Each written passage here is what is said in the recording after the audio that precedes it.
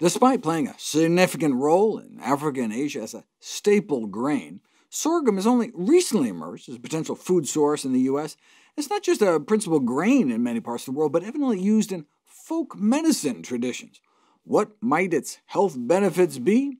There's been some in vitro data from test tubes and petri dishes, and in vivo data, meaning within the living and laboratory animals, but only recently have we started seeing human trials. In one study, subjects were asked to eat sorghum pancakes versus corn pancakes for supper for 3 weeks, and both groups saw huge 20 to 30% drops in their cholesterol, but they were also all told to not eat eggs and other cholesterol-boosting foods, so that may very well have been playing a role. Another study tried biscuits. Those eating sorghum biscuits said they felt more satiated than eating wheat biscuits, but this didn't translate to differences in intake at the subsequent all-you-can-eat meal. So, who cares what they subjectively felt if it didn't cause them to eat any less?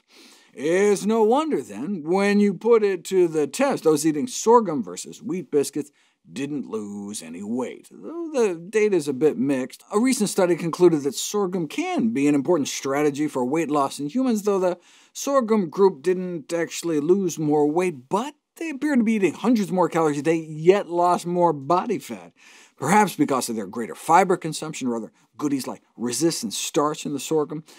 The vehicle they used, though, an artificially flavored, colored, and sweetened mixture of water, powdered milk, and either sorghum or wheat, may be good research-wise, so you can make a blinded control, but it leaves you wondering what would happen if you actually ate the whole food. The resistant starch is exciting, though. Most of the starch in sorghum is either slow starch or fully resistant to digestion in the small intestine, which offers a banquet bounty of prebiotics for your good gut flora down in your colon. It's not evidently the sorghum starch itself, but interactions with the proteins and other compounds that effectively act as starch blockers, inhibiting your starch-munching enzymes. Sorghum then ends up with the lowest starch digestibility among grains, which is why traditionally it was considered an inferior grain, but inferior in the sense of not providing as many calories. But not providing as many calories is a good thing in the age of epidemic obesity.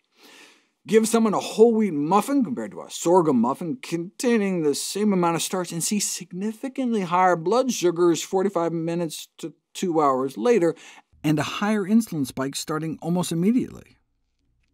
Overall, a 25% lower blood sugar response, and the body only had to release a fraction of insulin to deal with it, less than half. Same thing with diabetics, lower blood sugar spike with a sorghum porridge compared to grits that the body can deal with a fraction of the insulin. So we need to educate people how healthy sorghum is and develop convenient, tasty products? No, it's already convenient and tasty just the way it is. One button press on my electric pressure cooker with 2 parts water, 1 part sorghum, and it's done in 20 minutes. You can make one big batch and use it all week, just like you would rice, right? But where's the money in people eating the intact whole grain? Instead, the industry is looking at sorghum for its enormous potential for exploitation into so-called functional foods and food additives. Or, did you know adding sorghum to pork or turkey patties can decrease their cardboardy flavor? And hey, why just eat it when you can instead use it to make gluten-free beer? It's funny in How Not to Diet, when I was talking about taxpayer subsidies to the sugar, corn syrup, oil, and livestock industry subsidizing cheap animal feed to help make dollar menu meat, I jokingly asked, when's the last time you sat down to some sorghum? But hey, now that I know how good it is for you, maybe we should be taking advantage of the $250 million we're spending to prop up the industry and sit down to some sorghum after all.